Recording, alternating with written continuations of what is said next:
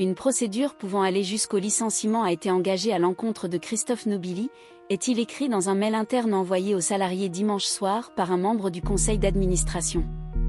Monsieur Nobili a déploré la « violence incroyable » de cette procédure. On me refuse l'accès à mon bureau, on me prive de mon salaire. En général, c'est quand un ouvrier brûle son usine qu'on fait ça. Le directeur général adjoint du Canard, Nicolas Brimaud, n'a pas souhaité s'exprimer, arguant que la procédure le lui interdisait. Plusieurs mois de crise. Cet épisode marque une nouvelle étape dans la crise qui secoue cet hebdomadaire centenaire depuis plusieurs mois. Titre emblématique, voire patrimonial, de la presse française, il est aussi célèbre pour ses jeux de mots et ses caricatures que pour les nombreux scandales politiques et économiques qu'il a révélés. En août dernier, Monsieur Nobili avait dénoncé le fait que le compagnon d'un ancien dessinateur et administrateur du Canard, André Escaro, avait bénéficié pendant 25 ans d'une rémunération du journal sans y avoir travaillé. Il avait porté plainte contre X et une enquête pour abus de biens sociaux, recel d'abus de biens sociaux, avait été ouverte. Puis, le 8 mars, il sort le livre Cher Canard, dans lequel il revient sur cette affaire qui a révélé des fractures au sein de la rédaction, sur fond de conflits entre générations.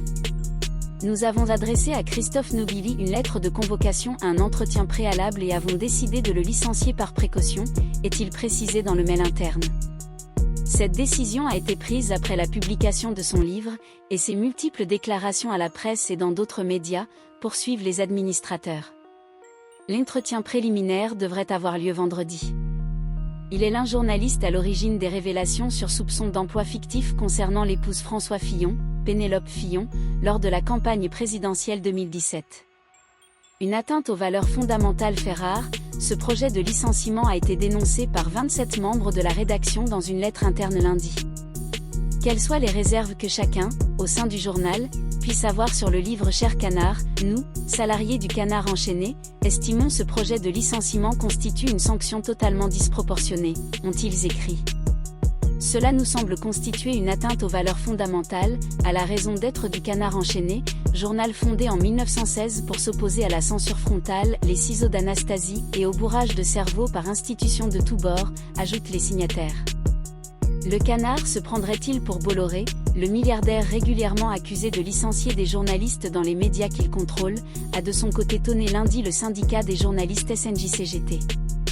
Monsieur Nobili est son délégué syndical dans l'hebdomadaire marqué à gauche.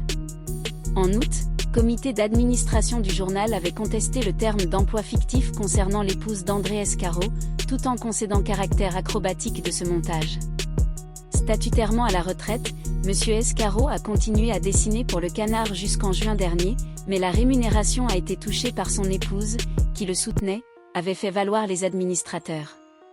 Selon Monsieur Nobili, cet argument est empreint de déni et contradictoire avec les valeurs que nous défendons, les leçons que nous donnons sans cesse aux autres.